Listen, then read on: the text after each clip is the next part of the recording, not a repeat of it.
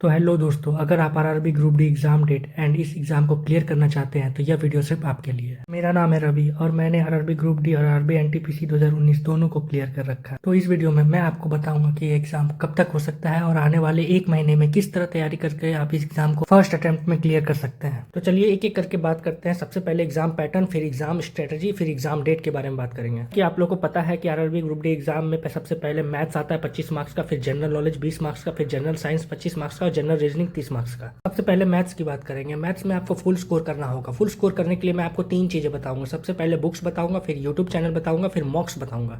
तो मैं आपको सिर्फ एक बुक बताऊंगा, एसएससी पिनेकल मैथ्स। इसमें आपको एसएससी के प्रीवियस ईयर के सारे क्वेश्चन मिल जाएंगे, क्योंकि पहले टीसीएस एग्जाम लेती थी एसएससी का और आज रेलवे का एग्जाम भी टीसीएस ही ले रही है। तो यह बुक्स आपके लिए सबसे ज्यादा इंपॉर्टेंट है, क्योंकि सवाल यहाँ से रिपीट होंगे।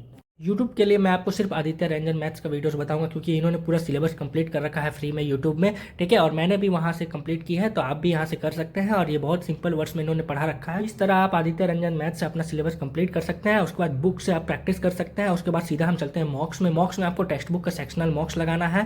सेक्शनल मॉक्स काफ़ी हेल्पफुल होता है प्रिपरेशन में। मेरे प्रिपरेशन में भी काफ़ी हेल्प करा था मेरा, तो आपका भी ये हेल्प करेगा। आप ज़्यादा से ज़्यादा सेक्शनल मॉक्स को अटेम्प्ट कीजिए। इसके बाद तो नेक्स्ट बात करते हैं हम जनरल नॉलेज का। जनरल नॉलेज में आपको दो तीन चीज़ें बताऊंगा, क्योंकि इसका वेटेज उतना नहीं है जितना जनरल साइंस का वेटेज है, क्योंकि जनरल साइंस को आपको अच्छे से प्रिपेयर करना है इस सेक्शन में। तो जनरल नॉलेज में मैं आपको बताऊंगा कि आप सीधा सीधा परमार का वीडियोस देखिए और आप एक ग्राउंड का पब्लिकेशन का बुक ले लीजिए और परमार का फैटमैन और लिटिल बॉय का जो बुक आया है आप वो ले लीजिए। और ज़्यादा से ज़्यादा जनरल नॉलेज के मॉक्स जो प्रीवियस ईयर के पूछे गए हैं एसएससी और रेलवे में, आप ज़्यादा से ज़्यादा मॉक्स को लगाइए, ठीक है। नेक्स्ट बात करते हैं साइंस का। साइंस मोस्ट इंपॉर्टेंट है ग्रुप डी एग्जाम में, और बहुत से बच्चे इसको अच्छे से प्रिपेयर नहीं कर पाते हैं और उनका सिलेक्शन नहीं हो पाता है। तो मैं आपको अपना सीक्रेट्स बताऊंगा कि आपको ये कहाँ से पढ़ना है।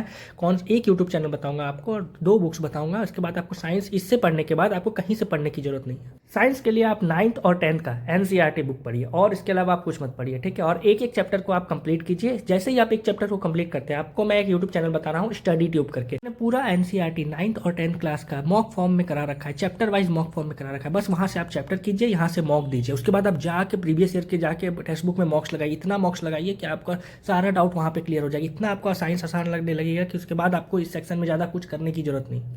तो अब हम रीजनिंग की बात करते हैं। रीजनिंग इस एग्जाम में उतनी हार्ड नहीं आती, बट मैं आपको दो चीज़ों के बारे में बताऊंगा जो आपको एग्जाम में परेशान करती है, सीटिंग अरेंजमेंट और स्टेटमेंट कंक्लूजन। सीटिंग अरेंजमेंट आप आज से बनाना शुरू कर दीजिए, चाहे आप टेक्स्ट बुक से बनाइए चाहे आप यूट्यूब चैनल से बनाइए, ठीक है। और स्टेटमेंट कंक्लूजन के लिए मैं आपको एक प्योर सर का वीडियो दे रहा हूँ। इस वीडियो को आप कर लेने के बाद आपको स्टेटमेंट कंक्लूजन सिर्फ प्रैक्टिस करना है। प्रैक्टिस कर लीजिए और उसके बाद आपको कुछ करने की जरूरत नहीं। उसके बाद आप रेलवे और एसएससी का मॉक्स लगाइए, जितना हो सके सेक्शनल मॉक्स रीजनिंग का लगाइए। उसके बाद आप फुल मॉक्स की तरफ जाइए और पूरा सेक्शन कंप्लीट करने के बाद, हर सेक्शन का प्रैक्टिस करने के बाद आप फुल मॉक्स को दीजिए।